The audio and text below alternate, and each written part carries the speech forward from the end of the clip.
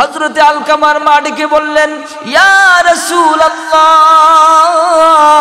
ইয়া হাবিবাল্লাহ, আমার যে মনে বড় কষ্ট, আমি যে মাফ করতে পারতেছি না। এ কথা শুনে নবীজি সাল্লাল্লাহু আলাইহি ওয়াসাল্লাম সাহাবাদেরকে বললেন, তোমরা লাকড়ি খড়ি এনে আলকামার বাড়ির সামনে রাখো। এবার সাহাবায়ে কেরাম লাকড়ি খড়ি এনে হযরতে আলকামার বাড়ির সামনে রাখলেন। রাখার পর হযরতে নবী মুহাম্মদুর রাসূলুল্লাহ সাল্লাল্লাহু আলাইহি ওয়াসাল্লাম বললেন, আগুন নিয়ে আসো। এবার হযরতে আলকামার মা বলতেছেন, ইয়া রাসূলুল্লাহ, আগুন দিয়ে কি করবেন? হযরতে নবী মুহাম্মদুর রাসূলুল্লাহ সাল্লাল্লাহু আলাইহি ওয়াসাল্লাম বললেন, আজকে তোমার সন্তান আলকামাকে এখানে পোড়াবো, কারণ আপনি তো আপনার সন্তানকে ক্ষমা করছেন না, আমার সাহাবীকে ক্ষমা করছেন না, আমার সাহাবীকে তো আপনি মাফ করছেন না, সুতরাং সে তো জাহান্নামী, সে তো জাহান্নামী। তার আগেই আমি তাকে লাকড়ি দিয়ে আগুন দিয়ে পুড়িয়ে শেষ করে দেব। এবার এই কথা শুনে আলকামার মা চিৎকার দিয়ে উঠল, হাউ মাউ করে উঠল। আমার মুরব্বী বাবারা, ও যুবক ভাইয়েরা, একটাবার বুঝার চেষ্টা করো, মায়ের মতো পৃথিবীতে আর কেউ আদর করে না, ঠিক কিনা? পৃথিবীতে মায়ের ভিতর অন্তরের মধ্যে আল্লাহ রাব্বুল আলামিন এত মায়া দিয়েছেন, আর পৃথিবী অন্য কারো ভিতরে এত মায়া দেন নাই। যখন আলকামাকে আগুনে পুরানোর কথা শুনলেন, শোনার সাথে সাথে বললেন, ইয়া রাসূলুল্লাহ, ইয়া হাবিবাল্লাহ, আমার সামনে আমার কলিজার টুকরা সন্তানকে পোড়াবেন, এটা আমি সহ্য করতে পারবো না, এটা আমি বরদাস্ত করতে পারবো না। ওগো নবীজি, এই মুহূর্তে আমি আমার সন্তান হযরতে আলকামাকে ক্ষমা করে দিলাম। বলেন আল্লাহু আকবার। আরেকটু আওয়াজ দিয়ে বলেন আল্লাহু আকবার। আরেকটু আওয়াজ দিয়ে বলেন আল্লাহু আকবার। যখন হযরতে আলকামার মা বললেন, আমি আমার সন্তানকে ক্ষমা করে দিলাম, সাহাবায়ে কেরাম বলেন, আমরা ঘরের ভিতরে যাইতেই পারলাম না, এর আগেই হযরতে আলকামার জবান দিয়ে মধুর সুরে কালিমাটা উচ্চারণ শুরু করে দিলেন, লা ইলাহা ইল্লাল্লাহু মুহাম্মাদুর রাসূলুল্লাহ। আল্লাহর হাবিব নবী মুহাম্মদুর রাসূলুল্লাহ সাল্লাল্লাহু আলাইহি ওয়াসাল্লাম সাহাবায়ে কেরামদেরকে বললেন, ও আমার সাহাবারা, তোমরা যদি জান্নাতের বাগান দেখতে পাও, তোমরা যদি পথিমধ্যে জান্নাতের বাগান দেখতে পাও, ফারতাউ, তোমরা বসে গিয়েও। সাহাবায়ে কেরাম আশ্চর্য হয়ে গেলেন, বললেন, ইয়া রাসূলুল্লাহ, ইয়া হাবিবাল্লাহ, দুনিয়ার মধ্যে আবার জান্নাতের বাগান কোনটা? আল্লাহর হাবিব বললেন, হালকা যিকর, যেখানে আল্লাহর জিকির করা হয়, যেখানে কোরআন সুন্নাহর আলোচনা করা হয়, যেখানে নবীজির আদর্শের আলোচনা করা হয়, সেই জায়গাটা হচ্ছে জান্নাতের বাগান। বলেন সুবহানাল্লাহ। সুতরাং আমরা এখানে জান্নাতের বাগানে বসে আছি। আমাদের জন্য সুসংবাদ। আল্লাহর হাবিব বলেন, ও আমার উম্মতেরা, তোমরা যদি দুনিয়ার জান্নাতের বাগানে বসতে পারো, কিয়ামতের কঠিন ময়দানে আল্লাহ রাব্বুল আলামিন দুনিয়ার জান্নাতের মধ্যে বসার বিনিময়ে কাল কিয়ামতের কঠিন ময়দানে আল্লাহ তাআলা পরকালের জান্নাত দান করে দিবে। আরেকটু আস্তে বলেন সুবহানাল্লাহ। শুধু তাই নয়, এই জায়গাটা কেমন দামি। আমরা কোরআন সুন্নাহর আলোচনা শুনতেছি, আল্লাহ রাব্বুল আলামিন আমাদের প্রতি কেমন খুশি। কোরআন আল কারীমের মধ্যে আল্লাহ রাব্বুল আলামিন জানিয়ে দিয়েছেন, ওয়া ইযা কুরিআল কুরআনু ফাসতামিউ লাহু ওয়া আনসিতু লাআল্লাকুম তুরহামুন। আল্লাহু আকবার বলেন। আল্লাহ রাব্বুল আলামিন বলেন, ও আমার বান্দারা, যখন কোরআনে কারীম পাঠ হয়, যখন কোরআনে কারিমের তেলাওয়াত হয়, কোনো বান্দা যদি মনোযোগ সহকারে শ্রবণ করে, ওই বান্দার উপর আল্লাহর রহমত নাজিল হতে থাকে। বলেন সুবহানাল্লাহ। আল্লাহর হাবিব বলেন নাজালাত আলাইহিমুস সাকিনাহ। কোন বান্দা যদি কোরআনে কারিমের তাফসীর শুনে, কোরআনে কারিমের মাজালিসে বসে যায়, ওই বান্দার উপর সাকিনা নাজিল হয়। আল্লাহু আকবার বলেন। ওই বান্দার উপর রহমত নাজিল হয়। আল্লাহর নবী, বিশ্ব নবী যখন নবুয়ত প্রাপ্ত হলেন, নবুয়ত প্রাপ্ত হওয়ার পর আমরা সকলেই জানি দ্বীনের দাওয়াত দিতেন, ঠিক কিনা? প্রথম পর্যায়ে যখন নবীজি দ্বীনের দাওয়াতের কাজ করতেন, যখন কাফের মুশরিকদেরকে বলতেন, ও কাফের মুশরিকেরা, তোমরা ঈমান আনয়ন করো, তোমরা এক আল্লাহকে বিশ্বাস করো, আমাকে মুহাম্মাদুর রাসূলুল্লাহ সাল্লাল্লাহু আলাইহি ওয়াসাল্লাম বলে নবী বলে আমাকে স্বীকার করো। যখন এই ধরনের বাক্য মানুষদের সামনে আলোচনা করতেন, তখন কাফের মুশরিকেরা নবীজির সাথে অন্যরকম বেয়াদবি করত।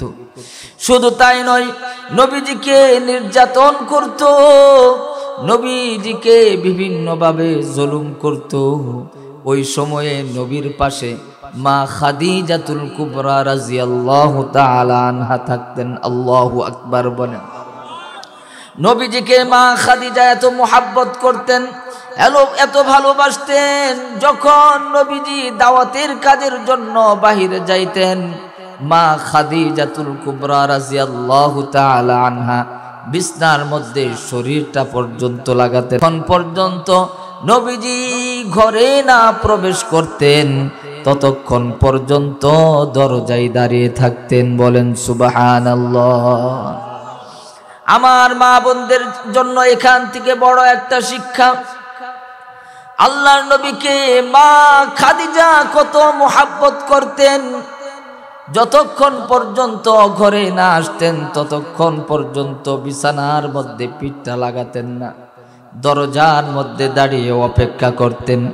আর আজকে আমাদের মা বোনদেরকে দেখা যায়, আমার স্বামী চাকুরিজীবী, আমার স্বামী ব্যবসায়ী, অথচ রাতের বেলা আমাদের জন্যই এত পরিশ্রম করলেন, এত কষ্ট করলেন, সন্তানদের জন্য এত পরিশ্রম, এত কষ্ট। এরপরেও দেখা যায় ব্যবসা করে যখন একটু রাত্রিতে ঘরে আসে, আসার পরে বলা হয় তোমরা নিজেরাই বেড়ে খেয়ে ওঠো। বলে কি বলে না? আমার ভাইরা ও আমার মা বোনেরা, তোমরা যদি মা খাদিজার সাথে জান্নাতে যেতে চাও, ফাতেমার সাথে জান্নাতে যেতে চাও, অবশ্যই তোমাকে স্বামীর খেদমত করতে হবে। আজকে তো স্বামীর খেদমত উঠেই গেছে, ঠিক কিনা? আজকে মেয়েরা স্বামীর খেদমত করতে চায় না, স্বামীর অনুসরণ করতে চায় না, স্বামীর কথা মানতে চায় না। আপনারা যদি একটু লক্ষ্য করে শুনেন, একটু বুঝার চেষ্টা করেন, ফাতেমা রাদিয়াল্লাহু আনহা কিন্তু এমনি জান্নাতের সর্দানি হয় নাই।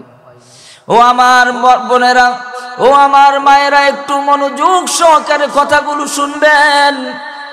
এমনি কিন্তু জান্নাতের সর্দানি হয় নাই।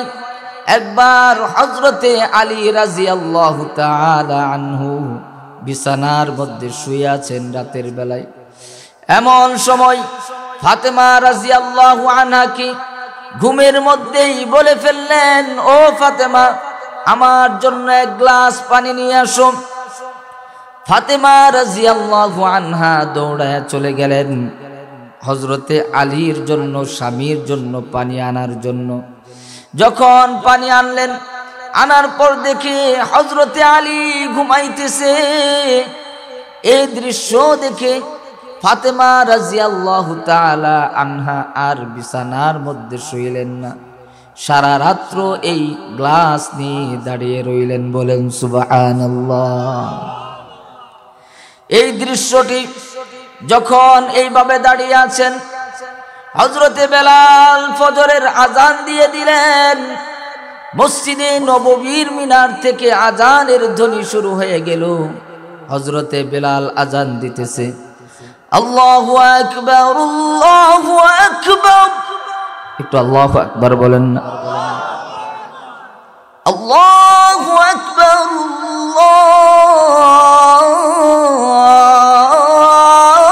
আল্লাহু আকবার।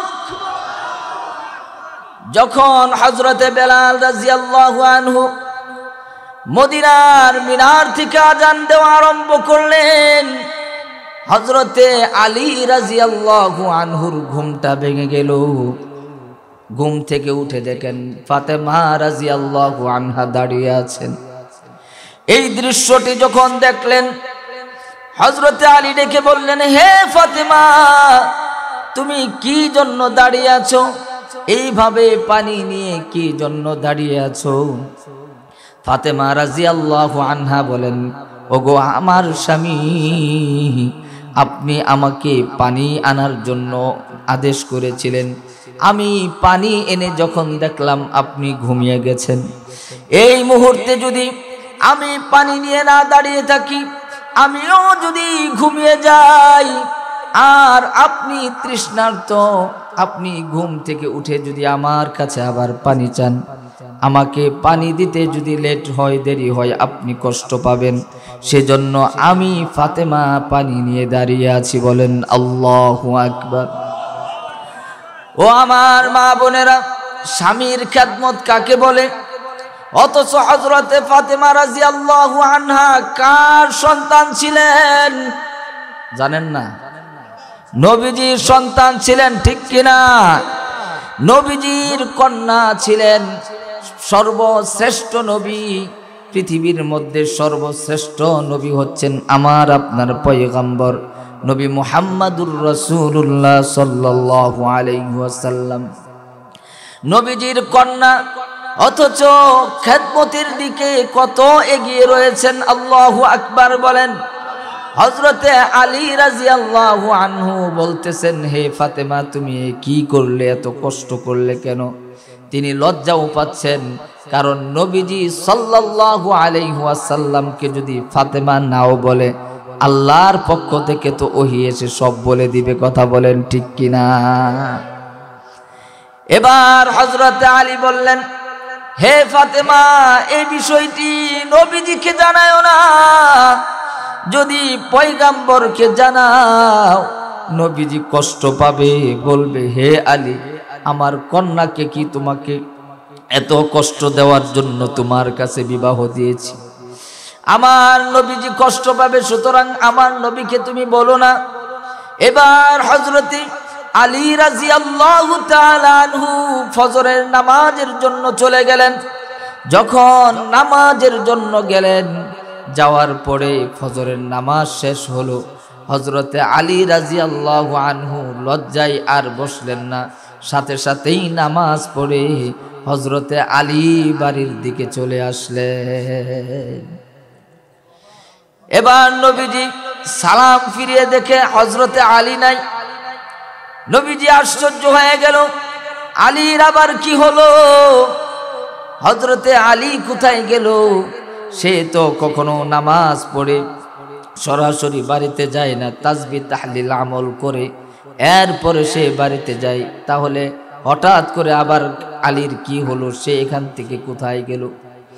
এবার এ কথা চিন্তা করতে করতে হযরতে জিবরাইল আমিন নবীজির সামনে এসে উপস্থিত। আল্লাহু আকবার বলেন। নবীজি আরো আশ্চর্য হয়ে গেল, কি ব্যাপার? এই সময় তো আমার ফেরেশতা হযরতে জিবরাইল আসে না, হঠাৎ করে এই সময়ে কেন জিবরাইল আসলো? জিবরাইলকে জিজ্ঞাসা করা হলো, হে জিবরাইল, তুমি এই মুহূর্তে কেন আমার কাছে এসেছো? তখন সকল বর্ণনাগুলো আল্লাহর হাবিবের কাছে হযরতে জিবরাইল আমিন দিলেন। আর আল্লাহ তাআলা জানিয়ে দিয়েছেন, হে জিবরাইল, আমার বন্ধু নবী মুহাম্মাদুর রাসূলুল্লাহ সাল্লাল্লাহু আলাইহি ওয়াসাল্লামকে গিয়ে জানায় দাও, এই যে স্বামীর খেদমত করার কারণে আমি আল্লাহ রাব্বুল আলামিন নবীজির কন্যা ফাতেমাকে জান্নাতের সর্দারিনী বানিয়ে দিয়েছি। বলেন সুবহানাল্লাহ।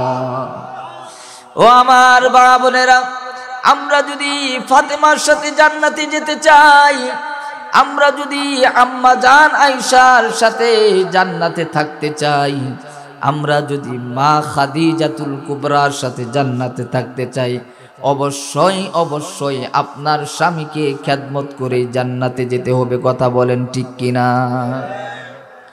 আল্লাহ নবী মা বোনদেরকে বলেছেন, কন্যাদেরকে বলেছেন, ও মেয়েরা, তোমাদেরকে যদি আমি সেজদা করতে বলতাম তাহলে তোমার স্বামীকে সেজদা করতে বলতাম। এত মর্যাদা একজন স্ত্রীর জন্য, একজন মর্যাদাপূর্ণ স্বামী হলো স্ত্রীর জন্য। আমার ভাইয়েরা, আমি যে কথাটি আপনাদেরকে বলতে চাচ্ছিলাম সেটি হচ্ছে মা খাদিজাতুল কুবরা রাদিয়াল্লাহু তাআলা আনহা সব সময় নবীজিকে নিয়ে চিন্তা করতেন, কখন জানি কাফের মুশরিকরা আমার নবীজিকে নির্যাতন করে, কখন জানি আমার স্বামীকে রক্তাক্ত করে।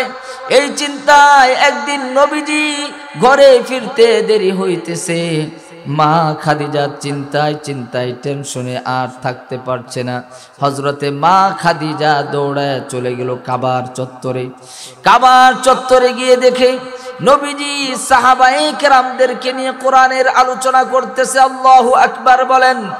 কোরআনের আলোচনা করতেছে, আর মা খাদিজাতুল কুবরা রাদিয়াল্লাহু তাআলা আনহা আকাশের দিকে তাকালেন, দেখলেন মুষলধারে বৃষ্টি পড়ছে।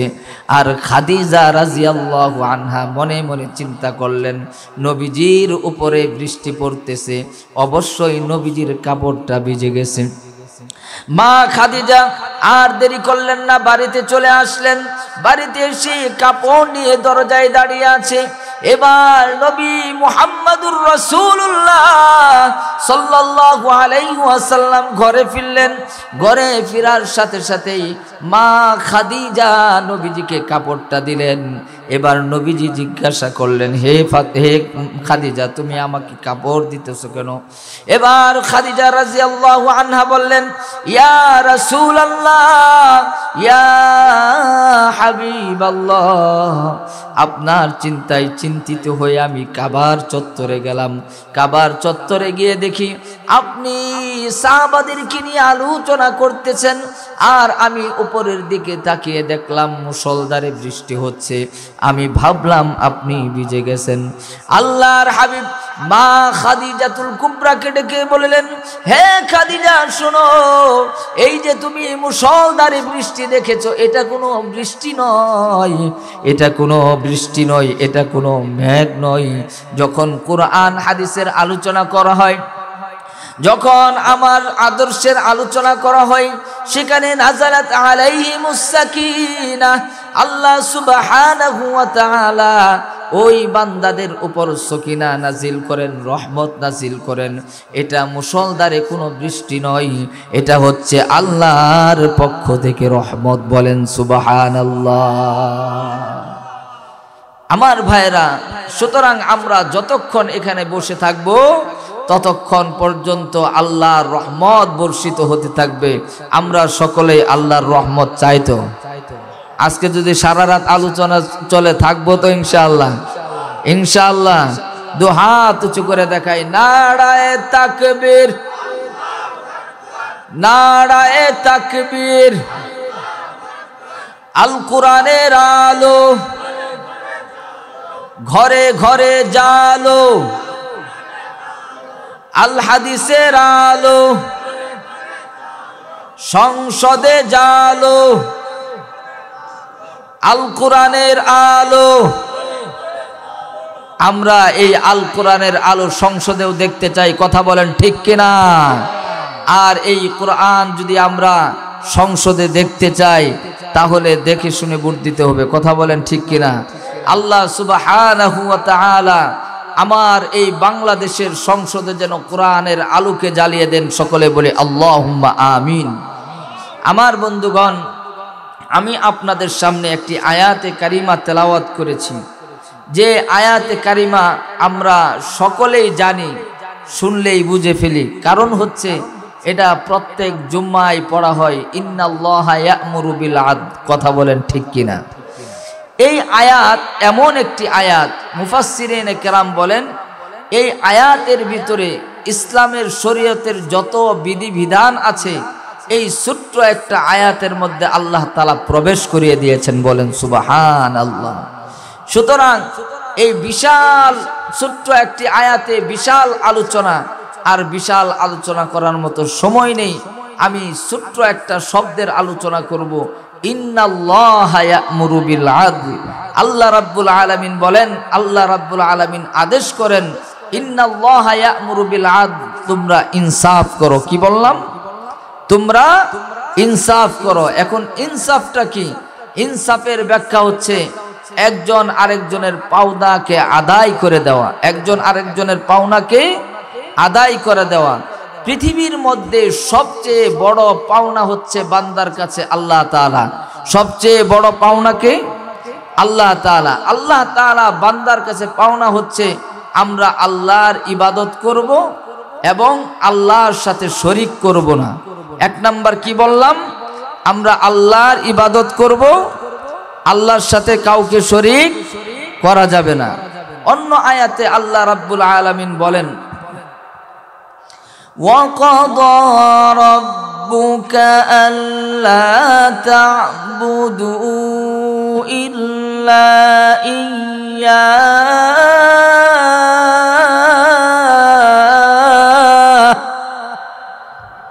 তো আল্লাহু আকবার বলবেন না?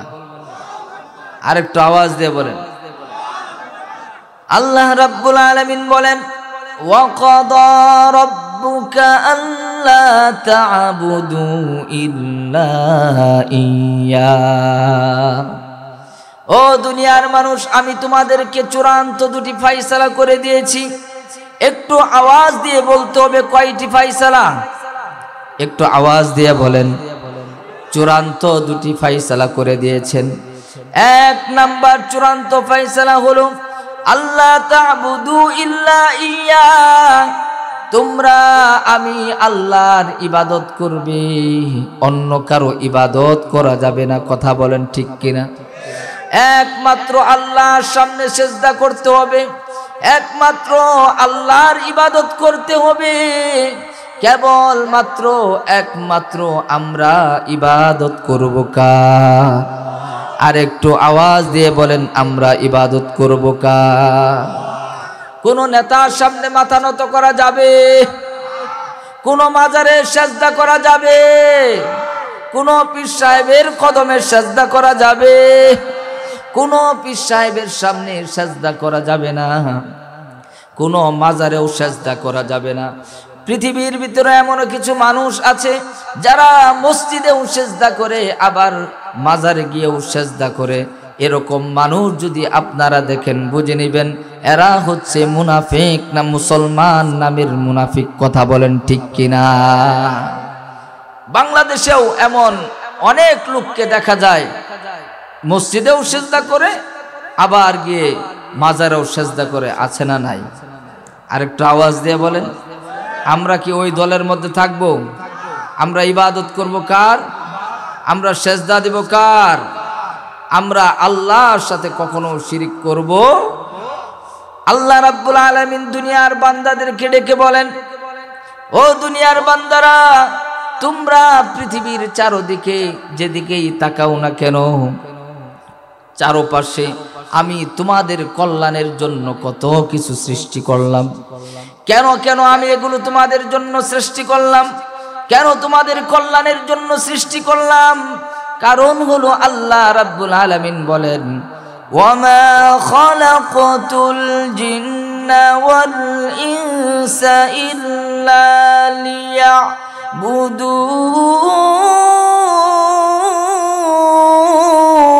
লিয়াবুদুন। আল্লাহ রাব্বুল আলামিন বলেন, তোমাদেরকে আমি সব কিছু দিলাম, রিজিক দিলাম, তোমাদের যত প্রয়োজনীয় জিনিস আছে সব কিছু দিলাম, কিন্তু আমি তোমাদেরকে একটি আদেশ করলাম, সেটা হচ্ছে তোমরা কেবলমাত্র আমার ইবাদত করবে। বলেন সুবহানাল্লাহ। অন্য আয়াতে আল্লাহ তাআলা বলেন ওয়াবুদুল্লাহা ওয়ালা তুশরিকু বিহি শাইআ। ও দুনিয়ার মানুষ, তোমরা আমার ইবাদত করবে, ওয়ালা তুশরিকু বিহি শাইআ, আমার সাথে আর কাউকে অংশীদার স্থাপন করবে না। আল্লাহ তাআলা অন্য আয়াতে বলেন তোমরা যদি আমার সাথে অংশীদার স্থাপন করো আমি তোমাদেরকে কখনো ক্ষমা করব না। আল্লাহ রাব্বুল আলামিন বলেন ইন্নাল্লাহা লা ইয়াগফিরু আন ইউশরাকা বিহি ওয়া ইয়াগফিরু মা দুনা যালিকা লিমান ইয়াশা। আল্লাহু আকবার বলেন। পৃথিবীর ভিতরে মানুষ কত গুনাহ করে, এমনও নজির আছে 100 জন মানুষকে খুন করেছে, আছে না নাই? আল্লাহ রাব্বুল আলামিন বলেন আমার সাথে শিরিক করো না। অন্য যত গুনাহ আছে তোমরা হাজারো গুনাহ করেছো, গোপনে প্রকাশ্যে অনেক গুনাহ করেছো। লা তাকনাতু মির রাহমাতিল্লাহ, তোমরা আমার রহমত থেকে নৈরাশ হয়ে যেও না, কারণ আমি হলাম গফুরুর রহিম, আমি হলাম ক্ষমাশীল। সুতরাং যত প্রকারের গুনাহ করো না কেন আমি আল্লাহ রাব্বুল আলামিন যে কোনো মুহূর্তে তোমাকে ক্ষমা করে দেব। বলেন সুবহানাল্লাহ। 100 খুন করার পরেও যদি আল্লাহর কাছে ক্ষমা পাই তাহলে আমরাও ক্ষমা পাবো। কথা বলেন ঠিক কিনা? আমরাও ক্ষমা পাবো, আমরাও জান্নাতে যেতে পারবো। তবে আল্লাহর আদেশ হচ্ছে ওয়ালা তুশরিকু বিহি শাইআ, আমার সাথে কাউকে অংশীদার করো না। আমরা আল্লাহর সাথে কাউকে অংশীদার করব? আমরা কখনো আল্লাহ ছাড়া অন্য কারোর সামনে সেজদা করব না। আমরা কেউ মাজারে সেজদা করব না, পীর সাহেবকে সেজদা করব না। আমরা একমাত্র সেজদা করব কার? এই হচ্ছে 1 নাম্বার চূড়ান্ত ফয়সালা, ইবাদত করব কার? 2 নাম্বার চূড়ান্ত ফয়সালা হলো আল্লাহ রাব্বুল আলামিন একাধিক আয়াতে আল্লাহর ইবাদতের পরেই বলেছেন ওয়াবিল ওয়ালিদাইনি ইহসানা।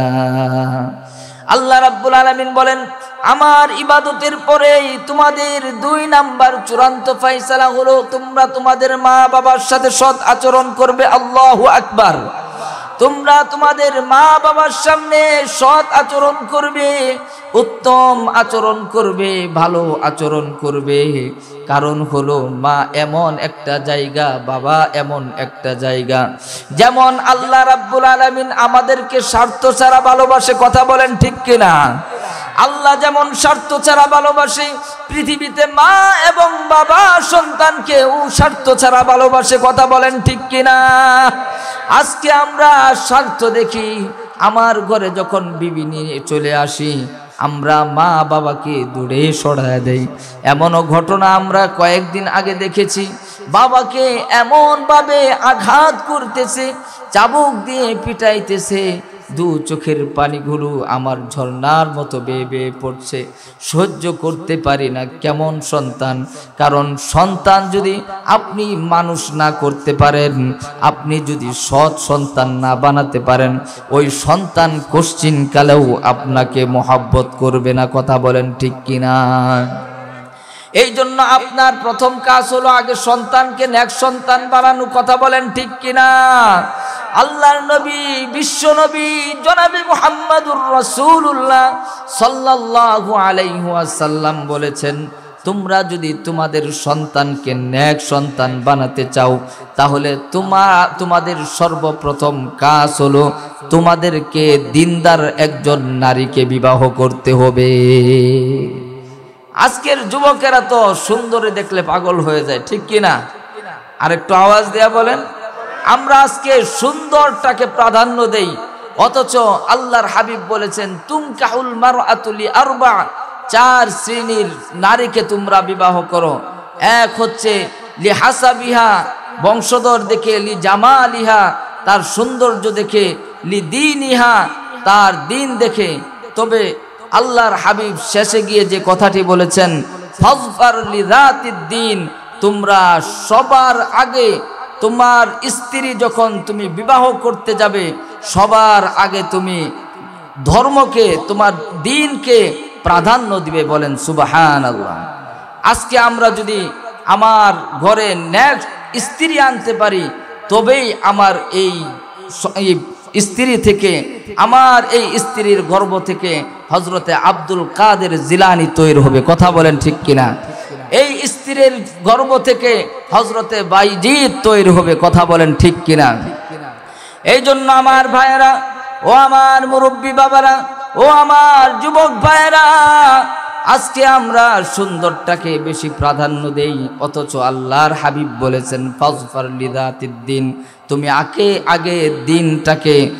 আগে দিনটাকে প্রাধান্য দাও। তোমার স্ত্রী যদি নেককার স্ত্রী হয় তাহলে ওই নেককার স্ত্রী থেকে আব্দুল কাদের জিলানী সৃষ্টি হবে। বলেন সুবহানাল্লাহ। আমি যে কথাটি বলতেছিলাম, আল্লাহ রাব্বুল আলামিন বলেন ওয়াবিল ওয়ালিদাইনি ইহসানা, তোমরা তোমাদের মা বাবার সাথে সৎ আচরণ করো। এরপর আল্লাহ রাব্বুল আলামিন বলেন তোমরা কোন সময়টাতে মা বাবার সাথে উত্তম আচরণ করবে, কোন সময়টাতে মা বাবার সাথে সৎ আচরণ করবে।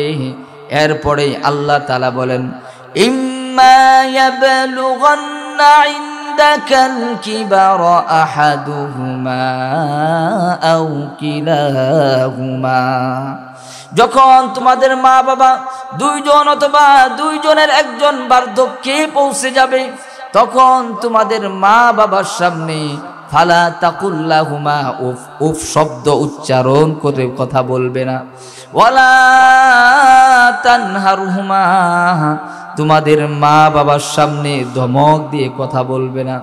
কোন ব্যক্তি যদি মা বাবাকে ধমক দিয়ে কথা বলে, মা বাবার সামনে চোখ রাঙিয়ে কথা বলে, কোন ব্যক্তি যদি মা বাবার সাথে বেয়াদবি করে, আল্লাহর হাবিব বলেন ওই বান্দা জীবনে যত আমল করেছে আল্লাহ রাব্বুল আলামিন ওই বান্দার সকল আমলকে ধ্বংস করে দিবেন। বলেন নাউজুবিল্লাহ।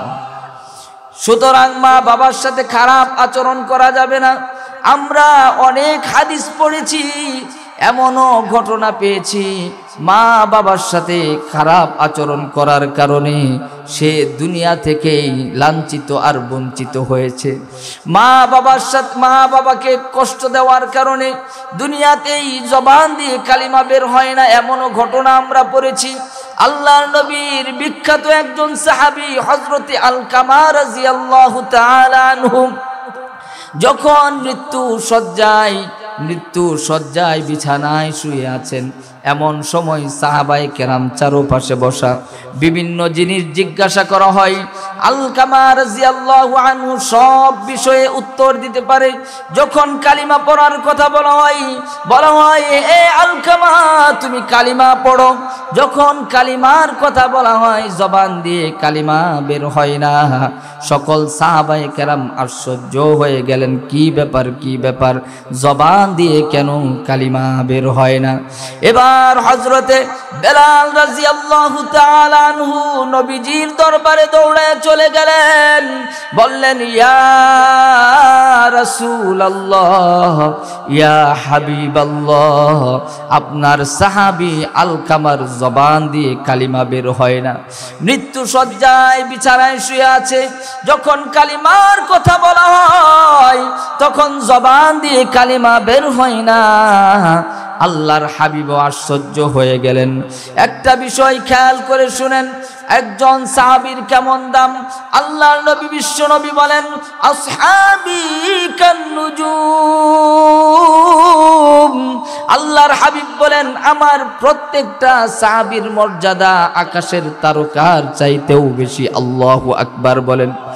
একবার হযরতে আব্দুল কাদের জিলানী রহমাতুল্লাহি আলাইহির একজন শাগরিদ হযরতে আব্দুল কাদের জিলানীকে জিজ্ঞাসা করা হলো, ওগো অলিকুল শিরোমণি, আপনি তো একজন বিখ্যাত আলেম, আপনার কাছে আমি জানতে চাই আপনার এবং আল্লাহর নবীজির সাহাবার মধ্যে পার্থক্য কেমন। হযরতে আব্দুল কাদের জিলানী রহমাতুল্লাহ আলাইহি এই কথা শুনে রাগ হয়ে গেলেন। তুমি এ কি বলছো? একজন সাহাবীর সাথে আমাকে তুলনা করো। আল্লাহ নবীর একজন আদনা সাহাবী ছিলেন হযরতে ওয়াহাশী। হযরতে ওয়াহাশী রাদিয়াল্লাহু তাআলা আনহু নবীজির একজন আদনা সাহাবী ছিলেন। কারণ হলো হযরতে নবী মুহাম্মদুর রাসূলুল্লাহ সাল্লাল্লাহু আলাইহি ওয়াসাল্লামের চাচা আমির হামজাকে উহুদের ময়দানে এই হযরতে ওয়াহাশী শহীদ করে দিয়েছেন। বলেন আল্লাহু আকবার। হযরতে নবী মুহাম্মদুর রাসূলুল্লাহ সাল্লাল্লাহু আলাইহি ওয়াসাল্লাম চাচা আমির হামজাকে এত মোহাব্বত করতেন, এত ভালোবাসতেন, যার কারণে হযরতে ওয়াহাশী উহুদের ময়দানে উহুদের যুদ্ধের পর তিনি মুসলমান হয়ে গেছেন। এবার নবীজির সামনে বসা, নবীজির সামনে বসে আছেন।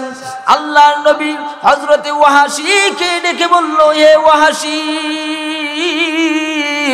তুমি আমার সামনে বসো না।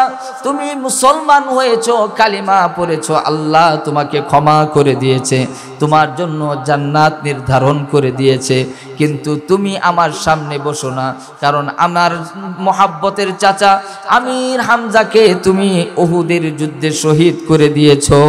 সেই স্মৃতি, সেই দৃশ্যটা যদি আমার মনে হয়ে যায়, তাহলে তোমার প্রতি আমি রাগান্বিত হয়ে যাব, তোমাকে দেখলে আমার কষ্ট হবে। সুতরাং তুমি বসবে, আমার পিছনে বসবে। বলেন সুবহানাল্লাহ।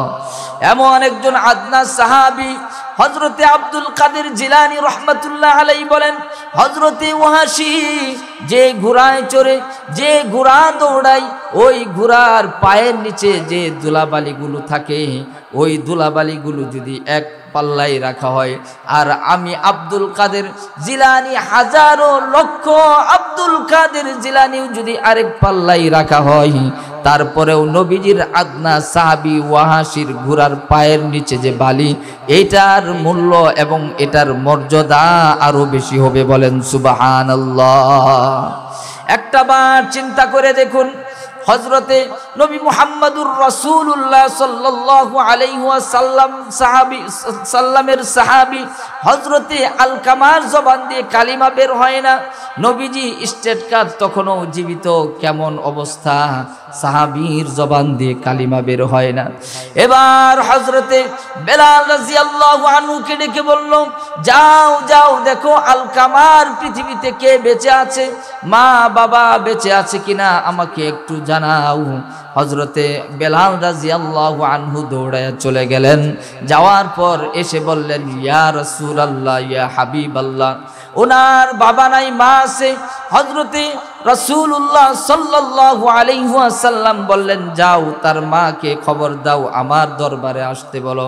এবার হযরতে আলকামা রাদিয়াল্লাহু আনহুর মা হযরতে নবী মুহাম্মদুর রাসূলুল্লাহ সাল্লাল্লাহু আলাইহি ওয়াসাল্লামের দরবারে উপস্থিত হয়ে গেলেন। এবার আল্লাহর নবী হযরতে আলকামার মাকে জিজ্ঞাসা করলেন, হে আলকামার মা, আপনার কাছে আমার জিজ্ঞাসা, আপনার সন্তান আলকামা ব্যক্তি হিসেবে কেমন ছিল? এবার মা ডেকে বলতেছে, আমার সন্তান একজন ভদ্র মানুষ ছিল, আমার সন্তান তাহাজ্জুদ গুজারি ছিল, আমার সন্তান বড় দান করনেওয়ালা ছিল। আল্লাহর হাবিব বলেন, তোমার সন্তান এত ভদ্র মানুষ, তোমার সন্তান একজন দান করনেওয়ালা, তাহাজ্জুদ গুজারিওয়ালা, নফল পড়নেওয়ালা, এত কিছু থাকার পরেও কেন কেন আমার সাহাবী জবান দিয়ে কালিমা বের হয় না, বুঝতে পারলাম না। এবার আল্লাহর হাবিব তার মাকে আরেকটা কথা জিজ্ঞাসা করলেন, বলেন তো আপনার সাথে কেমন আচরণ ছিল? যখন এই কথা নবীজি বললেন, বলার সাথে সাথে আলকামার মায়ের চোখ দিয়া পানি বের হয়ে গেল। আল্লাহু আকবার বলেন। নবীজির আর বুঝতে বাকি রইল না, হয়তো আলকামা তার মাকে কষ্ট দিয়েছে, তার মাকে ব্যথা দিয়েছে। এবার নবীজি বললেন, ওগো মা, আপনাকে কি আলকামা গালিগালাজ করেছে নাকি, আপনাকে ধমক দিয়েছে নাকি, নাকি আপনাকে মারধর করেছে? এবার হযরতে আলকামার মা বললেন, ইয়া রাসূলুল্লাহ, ইয়া হাবিবাল্লাহ, আমাকে একটা বারের জন্য ধমকও দেয় নাই, গালিগালাজও করে নাই, আমাকে কখনো মারধর করে নাই, কিন্তু তার প্রতি আমার কষ্ট হলো, সে তার বিবির কথা বেশি প্রাধান্য দিত, বিবি যেটা বলতো সেটাকেই বেশি মানত, আমি একটা কথা বললে সেটাকে কম মানত। এই দৃশ্যগুলো দেখে আমার মনে কষ্ট হয়েছে, আমি অনেক ব্যথা পেয়েছি। এবার আল্লাহর হাবিব তো জানেন, যদি মা সন্তানকে ক্ষমা না করে ওই সন্তান কখনোই জান্নাতে যেতে পারবে না। এবার আলকামার মাকে ডেকে বললেন, ও গো মা, আপনি আপনার সন্তানকে ক্ষমা করে দিন। আপনি যদি তাকে ক্ষমা না করেন তাহলে তার জবান দিয়ে কালিমা বের হবে না, আর কালিমা যদি না বের হয় তার ঠিকানা হবে জাহান্নাম। বলেন নাউজুবিল্লাহ। এই কথা যখন বললেন, হযরতে আলকামার মা ডেকে বললেন, ইয়া রাসূলুল্লাহ, ইয়া হাবিবাল্লাহ, আমার যে মনে বড় কষ্ট, আমি যে মাফ করতে পারতেছি না। এ কথা শুনে নবীজি সাল্লাল্লাহু আলাইহি ওয়াসাল্লাম সাহাবাদেরকে বললেন, তোমরা লাকড়ি খড়ি এনে আলকামার বাড়ির সামনে রাখো। এবার সাহাবায়ে কেরাম লাকড়ি খড়ি এনে হযরতে আলকামার বাড়ির সামনে রাখলেন। রাখার পর হযরতে নবী মুহাম্মদুর রাসূলুল্লাহ সাল্লাল্লাহু আলাইহি ওয়াসাল্লাম বললেন, আগুন নিয়ে আসো। এবার হযরতে আলকামার মা বলতেছেন, ইয়া রাসূলুল্লাহ, আগুন দিয়ে কি করবেন? হযরতে নবী মুহাম্মদুর রাসূলুল্লাহ সাল্লাল্লাহু আলাইহি ওয়াসাল্লাম বললেন, আজকে তোমার সন্তান আলকামাকে এখানে পোড়াবো, কারণ আপনি তো আপনার সন্তানকে ক্ষমা করছেন না, আমার সাহাবীকে ক্ষমা করছেন না, আমার সাহাবীকে তো আপনি মাফ করছেন না, সুতরাং সে তো জাহান্নামী, সে তো জাহান্নামী। তার আগেই আমি তাকে লাকড়ি দিয়ে আগুন দিয়ে পুড়িয়ে শেষ করে দেব। এবার এই কথা শুনে আলকামার মা চিৎকার দিয়ে উঠল, হাউ মাউ করে উঠল। আমার মুরব্বী বাবারা, ও যুবক ভাইয়েরা, একটা বার বুঝার চেষ্টা করো, মায়ের মতো পৃথিবীতে আর কেউ আদর করে না, ঠিক কিনা? পৃথিবীতে মায়ের ভিতর অন্তরের মধ্যে আল্লাহ রাব্বুল আলামিন এত মায়া দিয়েছেন, আর পৃথিবী অন্য কারো ভিতরে এত মায়া দেন নাই।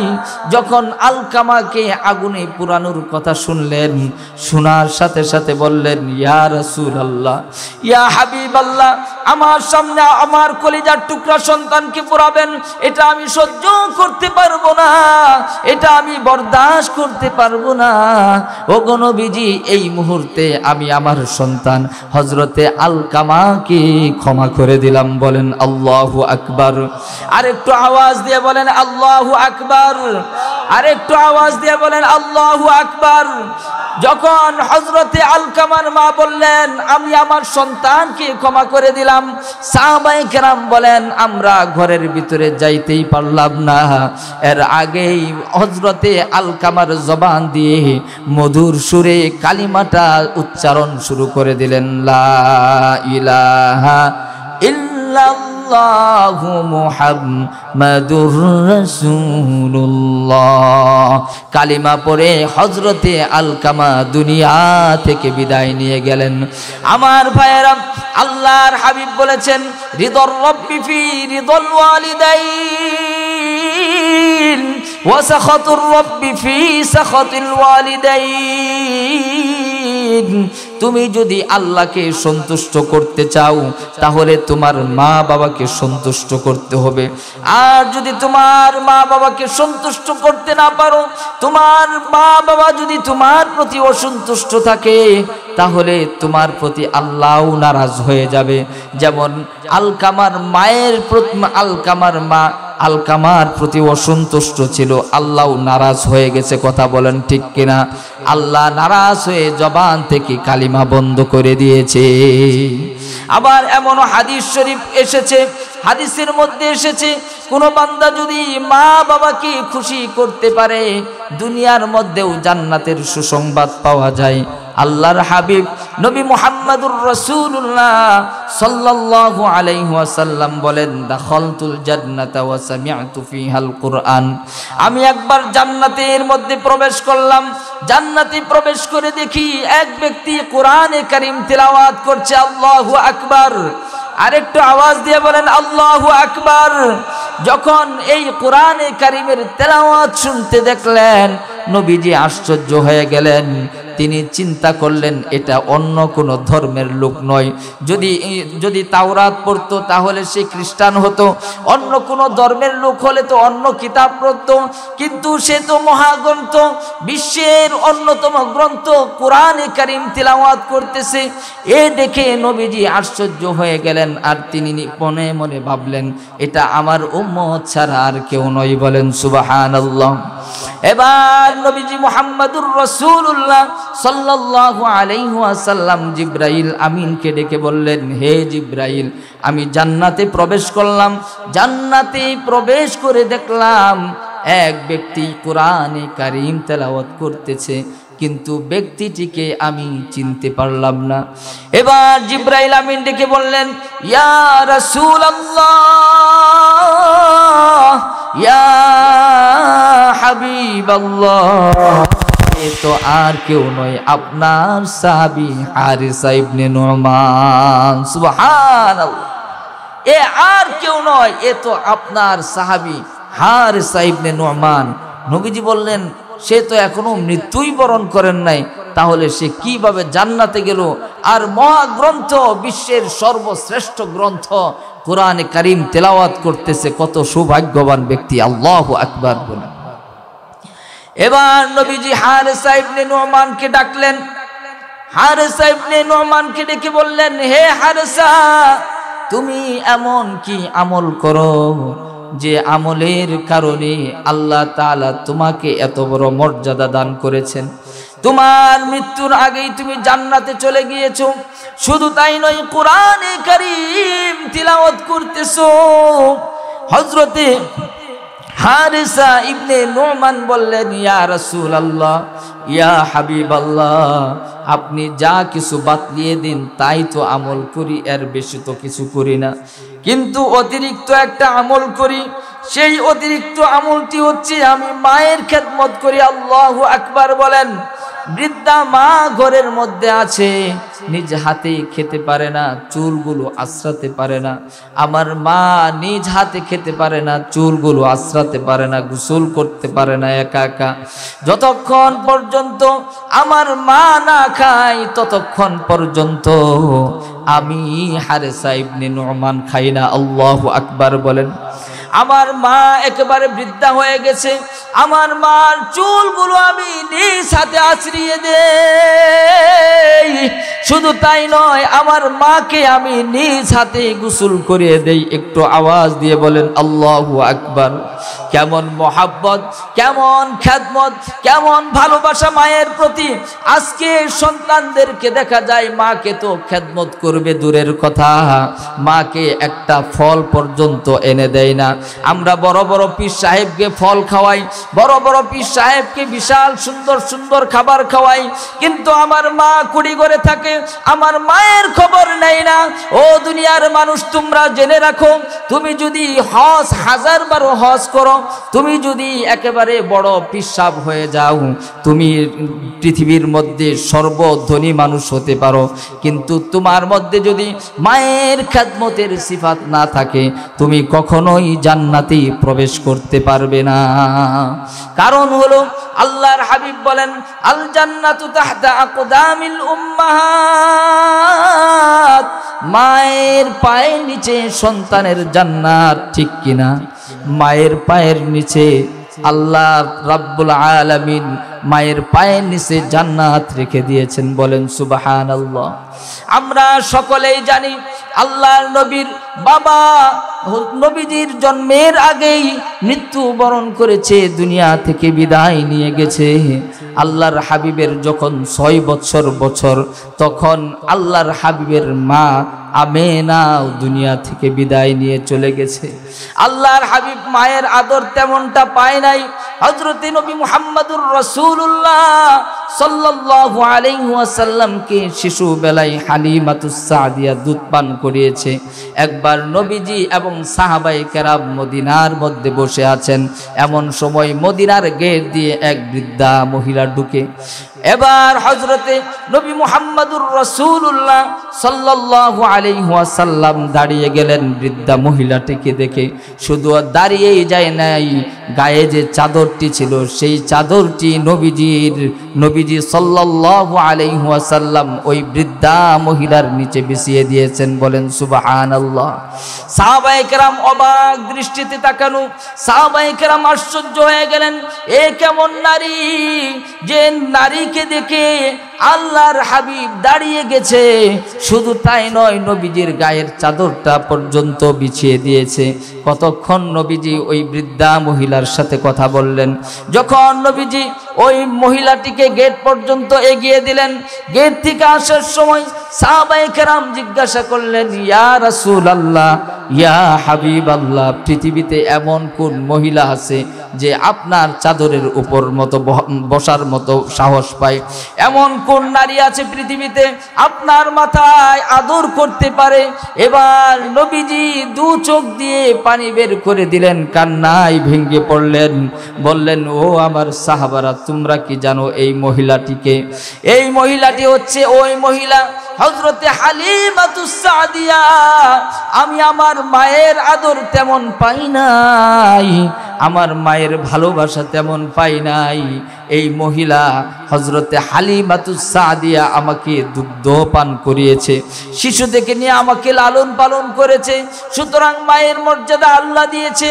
এবং আমার আপনার পয়গম্বর কেমন মর্যাদা দিলেন?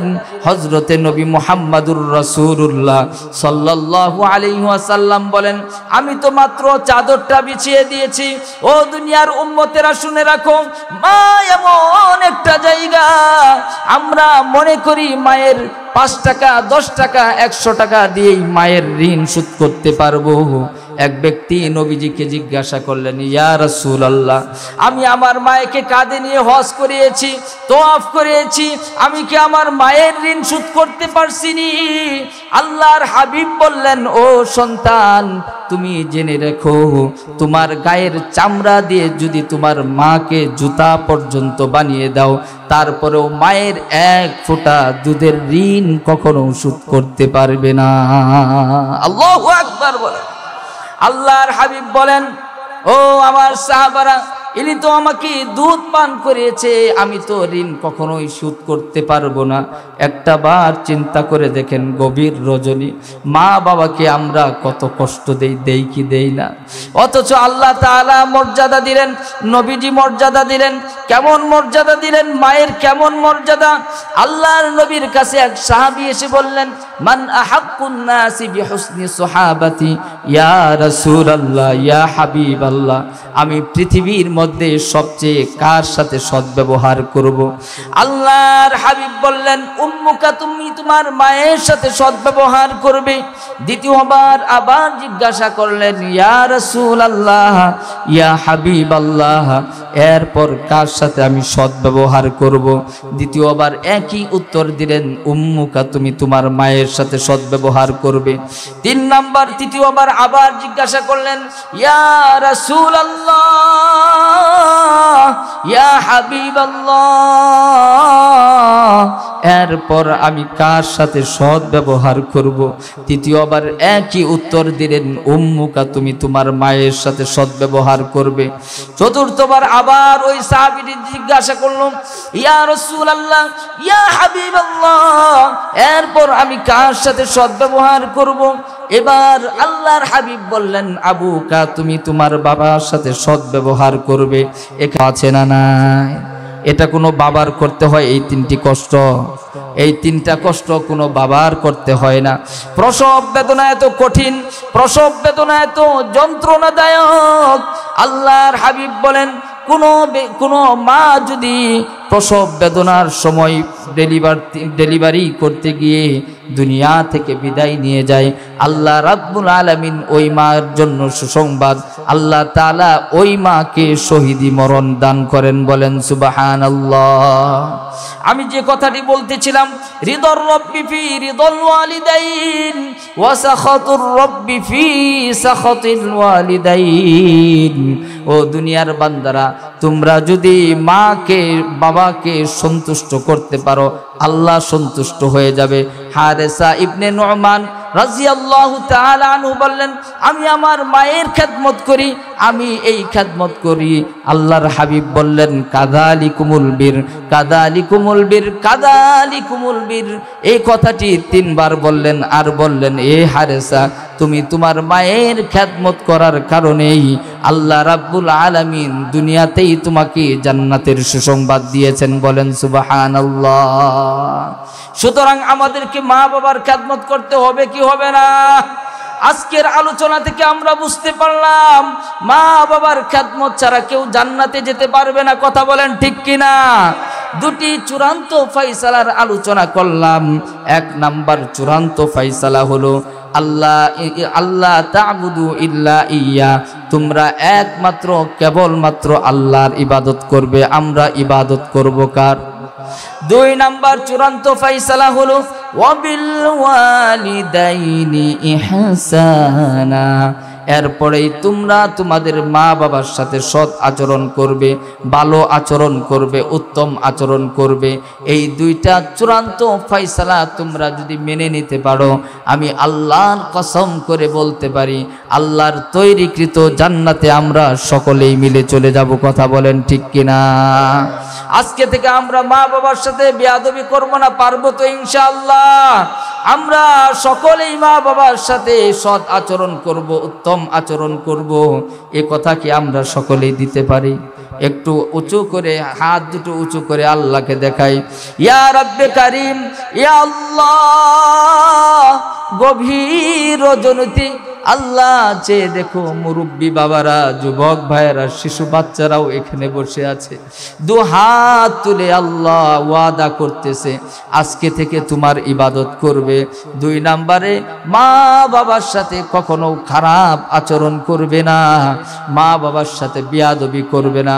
অনেক যুবক ভাইয়েরা আমার সাথে হাত তুলেছে, ইয়া রাব্বে মালিক, তুমি সকলকেই কবুল করে নাও। আমরা যতদিন পৃথিবীতে বেঁচে থাকি মা বাবার খেদমত করে যেন যেতে পারি, সেই তৌফিক আমাদেরকে দান করো। সকলেই একটু আওয়াজ দিয়ে বলি আল্লাহুম্মা আমিন। ওয়া আখিরু দাওয়ানা আনিল হামদুলিল্লাহি রাব্বিল আলামিন। আসসালামু আলাইকুম ওয়া রাহমাতুল্লাহি ওয়া বারাকাতুহু।